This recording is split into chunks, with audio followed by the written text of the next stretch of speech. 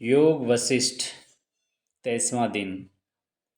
शास्त्र है सदाचार विजृंभित देश धर्मैर यत् कल्पितं फलम् अतीव चिर प्ररूढ़म तस्मिन् हृदय स्फूर्ति कोपनम येति चितम अंगावली तद अणु पौरुषम एतद आहुः। वशिष्ठ जी ने दूसरे दिन चर्चा प्रारंभ करते हुए कहा, हे राम, जैसा कर्म होता है वैसा उसका फल होता है। स्वकर्म का यही अर्थ है और इसे ही भाग्य भी कहते हैं।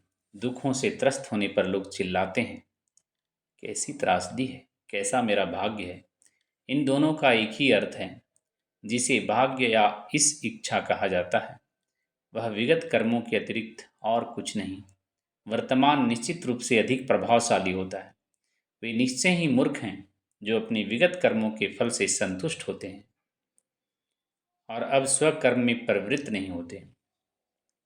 कभी कभी ऐसा होता है कि बिना प्रयास के ही कोई बहुत बड़ा लाभ प्राप्त कर लेता है। उदाहरण के लिए राजकीय हाथी किसी भिक्षुक को उस राज्य का राजा चुन लेता है जिसके राजा की अकाल मृत्यु होती है और जिसका कोई उत्तराधिकारी नहीं होता। निश्चय ही यह प्रक्रिया न तो संयोग है और न ईश्वरीय ही, बल्कि भिक्षुक के पूर्व जन्मों के स्वकर्मों का फल है।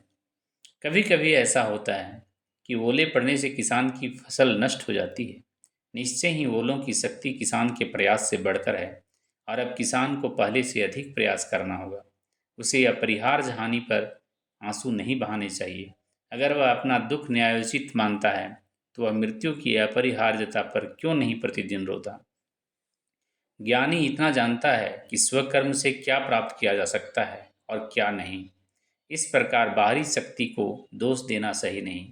यह कहना भी ठीक नहीं कि ईश्वर मुझे स्वर्ग या नरक में भेजता है या कोई शक्ति मुझसे यह या वह काम करा रही है। ऐसे अज्ञानी पुरुष से बचना चाहिए। व्यक्ति को रुचियों और कुरुचियों से बचना चाहिए। चरम सत्य की प्राप्ति के लिए प्रयासरत रहना चाहिए और यह समझना चाहिए कि स्वकर्म ही इस इच्छा का दूसरा नाम है। हम नियतिवादी की खिल्ली उड़ाते हैं। स्वकर्म वही है जो सद्ज्ञान से उद्भूत हो।